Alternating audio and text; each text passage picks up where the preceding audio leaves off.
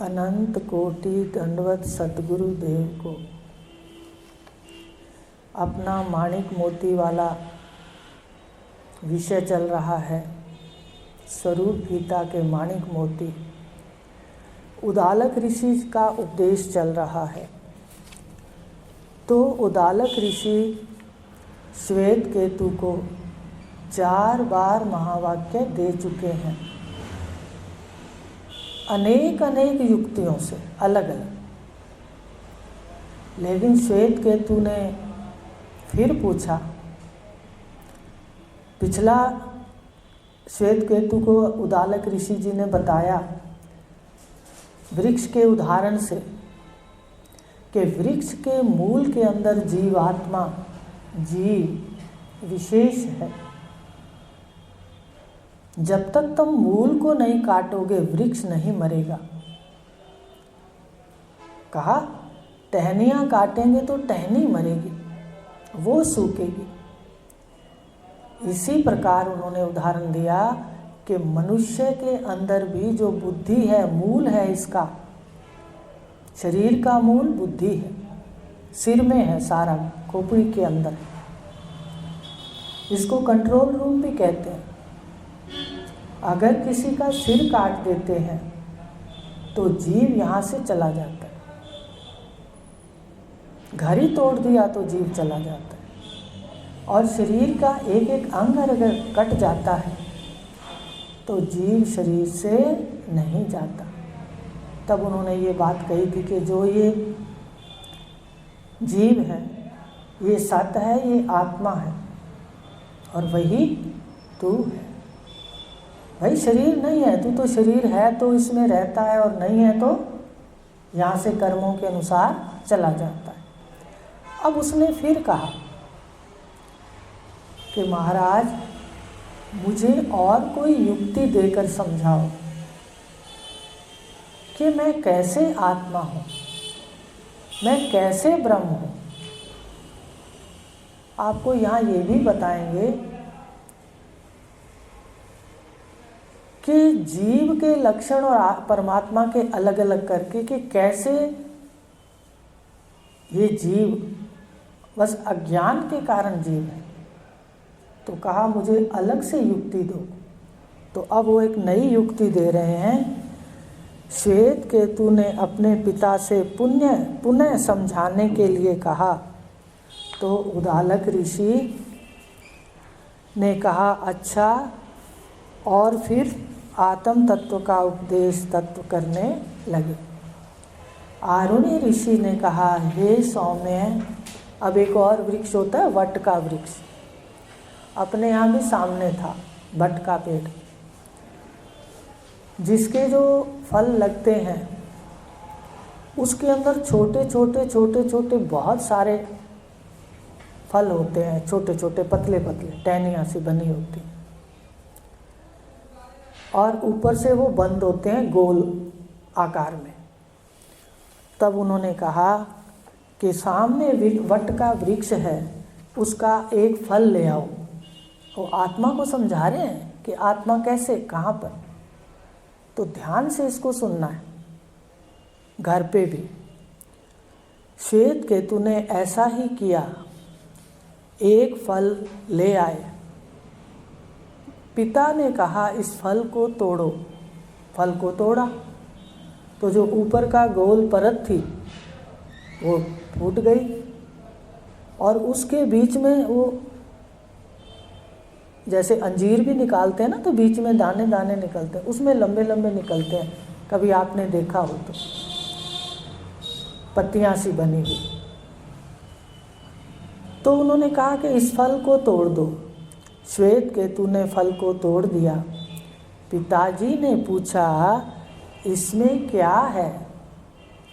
उसने कहा पिताजी इसमें छोटे छोटे बीज हैं। बताया ना आपको बीज की तरह और लंबे लंबे होते हैं, गोल नहीं होते। तो कहा पिताजी इसमें छोटे छोटे बीज हैं। तो पिता ने कहा कि इसमें से एक छोटे बीज को तोड़ो। वैसे ईश्वर की कमाल है, भाई उस गोल के अंदर छोटे छोटे, आप कभी देखो, मुझे भी जैसे शुरू में ज्ञान तो नहीं था, पर आश्चर्य हुआ पहली बार जब तोड़े, तो कुदरती तोड़े उसको, तो भाई इतने छोटे छोटे कैसे फिट किए हुए हैं। मटर छीलते हो कभी आश्चर्य होता है? होना चाहिए। कैसे मटर को गूंथा हुआ है, फिर छोटी छोटी डुंडियों से उसको जकड़ा हुआ है? संतरा देखो, पहले फाड़ियाँ पैक हैं। क्यों मेरी बहनों, कैसे कह दें कि तू लापता है? अगर हमारी दृष्टि है तो सर्वम वो है। कैसे उसको अगर खोलते हैं तो वो बीज भी बीच में पैक हैं। संतरे के बीज बाहर नहीं है, उस थैलियों में पैक है। फिर उसमें छोटी छोटी छोटी छोटी रस से भरी नलकियां सी बनी हैं। आश्चर्य नहीं होता? कैसे हम मनुष्य शरीर में आ गए और कैसे ये बात गुरु की कृपा से समझने लगे, तो भी हम विषयों के ही जाल में बैठे रहे। उससे निकलो, वो तो भाग्य है, भाग्य पे खड़ा है, बात खत्म। आप उसमें रोज चिंतन करोगे तो आने वाली कोई बुराई कट जाएगी। उपनिषदों में कहा है कि सूली का कांटा हो जाएगा, क्षीयते चास्य कर्माणि। बस पूजा पाठ के अलावा तो सत्य है ही नहीं। सिमरन करें, पाठ सुंदर करें, रोज आपको बताते हैं। अब हम तन मन धन उसका सही उपयोग करें। कुछ अपना जो हमारे पास अंश है अपने लिए कुछ करें, समय भी अपने लिए दें, चिंतन करें और सत्संगी का संग करें। संसारी का करेंगे तो वो तो संसार की बातें करेगा, हमारा मन और भी मैला होगा। तो क्या कहा, इसको फिर से तोड़ो। उसने तोड़ा। पिता ने पूछा कि इसके भीतर क्या है। पहले वो गोल तोड़ा, छोटे छोटे निकले, और फिर उसने कहा इस बीज को भी तोड़ो। बीज को तोड़ा तो उसमें से कुछ नहीं निकला। तो कहा इसके भीतर क्या है? तो श्वेत केतु ने कहा भगवान इसमें कुछ भी नहीं निकला। समझ रहे हो भाई, कुछ भी नहीं निकला, यह खाली है। ऋषि ने उत्तर दिया, यह कुछ नहीं जो कह रहे हो कि इसके अंदर कुछ नहीं है, उसमें सब कुछ है। आ रही बात समझ? पहले हम पेड़ के माध्यम से देखें कि भाई उन्होंने पहले वो स्थूल शरीर को तोड़ा ऊपर का, ठीक है, फिर उसके अंदर सूक्ष्म सूक्ष्म शरीर थे उसको तोड़ा। सूक्ष्म शरीर के अंदर कुछ नहीं निकला। आ रही है बात समझ में? वो जो उसने तोड़ा हम अपने शरीरों में देख लें, तब बात समझ आ जाएगी। तो स्थूल शरीर को तोड़ा, फिर उसके सूक्ष्म शरीर को तोड़ा, कहा इसमें कुछ नहीं गुरुदेव। तो उन्होंने कहा ये जो तू कह रहा है कुछ नहीं, इसमें सब कुछ है। माने कुछ नहीं जो है उसमें अव्यक्त रूप से उस बीज के संस्कार हैं, याद रखना। कुछ नहीं में अभी दिखाते हैं आपको, आपके शरीर में ही दिखाएंगे। देखो जहाँ कुछ नहीं वहाँ सब कुछ है। ये उन्होंने कहा कि जो कुछ नहीं है इसमें ही सब कुछ है, और ये जो शून्य है जहाँ कुछ नहीं है ये सत्य से आच्छादित है। अब इस बात को सुनना है। जहाँ कुछ नहीं है ये सत्य से आच्छादित है, माने सत्य से ओत प्रोत है, कुछ नहीं। यह सत्य से आच्छादित है, यही महान वट वृक्ष की आत्मा है। देखो जो कुछ नहीं के अंदर व्याप्त है, कुछ नहीं के अंदर जो आच्छादित है सत्य, ये किसकी आत्मा है? वट वृक्ष की, स्थूल वट वृक्ष की। इतना बड़ा वट वृक्ष होता है, सामने था पहले, अगर आपने ध्यान से देखा हो तो, अपने बिल्कुल आश्रम के सामने। तो ये वट वृक्ष की आत्मा है। इस सूक्ष्म में सूक्ष्म शरीर में कुछ नहीं है ना। क्यों मेरी बहनों, सूक्ष्म शरीर में ही संस्कार होते हैं। तो संस्कार कौन सा शरीर है? कारण शरीर, ठीक है। और कारण शरीर की अवस्था आपको बताते हैं सुषुप्ति। कारण शरीर की कौन सी अवस्था है? सुषुप्ति। सुषुप्ति में क्या होता है संसार का? कुछ नहीं होता है। क्या सुषुप्ति में कुछ? कोई माँ है, कोई बहन है, कोई पति है, कोई पत्नी है, कोई गाड़ी है, कोई मकान है, वहाँ कुछ नहीं। मैं ही कैवल्य है, मैं ही कैवल्य है, मैं ही प्रकाशक। तो यही वो बता रहे हैं कि जो ये सूक्ष्म में कुछ नहीं है, इस सत्य को तुम नेत्रों से नहीं देख सकते। अब जिसको दिख रहा है, आप सुषुप्ति में लौट जाओ, वहाँ कुछ नहीं है। अब जो ये बैठा है आँखों में, इसको क्या संज्ञा है? विश्व संज्ञा कहते हैं। क्या कहते हो बोलो? देखो, प्रक्रिया जरूर याद करनी है तो ये ज्ञान एकदम घर कर जाएगा। आँखों में विश्व बैठा है और वो बाहर देख रहा है, ठीक है। अब आप सुषुप्ति में लौट जाओ, इसकी सुषुप्ति कर दो, सुषुप्ति में, गहरी निद्रा में। और ये विश्व कहाँ पर चला है? यही विश्व जो मेरी बात सुन रहा है, जो मेरे और देख रहा है, यही तो सुषुप्ति में प्रकाशक है। आप अभी प्रकाशक भी हो सकते हो और विश्व भी हो सकते हो। आ रही है मेरी बात समझ? थोड़ी थोड़ी तो समझ लो। हैं अक्षी पुरुष, विश्व, यही कुछ नहीं का प्रकाशक है। सुषुप्ति में आप ही कुछ नहीं के प्रकाशक हो, तो आप ही तो सत्य हो। कभी जागृत है तो विश्व है, स्वप्न है तो आप तेजस हो, सुषुप्ति है तो आप प्राज्ञ हो, और फिर जागृत आया तो प्राज्ञ सुषुप्ति का प्रकाशक, सुषुप्ति को प्रकाश करने वाला, जानने वाला, यही विश्व आप ही तो हो। बताओ कोई और है क्या? तो इस बात को पकड़ो। तो कुछ नहीं में जो सत्य है, सत्य कौन है? सुषुप्ति में आप ही हो प्रकाशक रूप से। तो वही सत्य तुम नेत्रों से नहीं देख सकते। क्या आप आंखों से देख सकते हो प्रकाशक को? नहीं देख सकते। आप प्रकाशक हो, आप आंखों से देखते हो, आंखें थोड़ी आपको देखेंगी। बताइए, मेरी मैं को आप देख सकते हो आंखों से? नहीं देख सकते।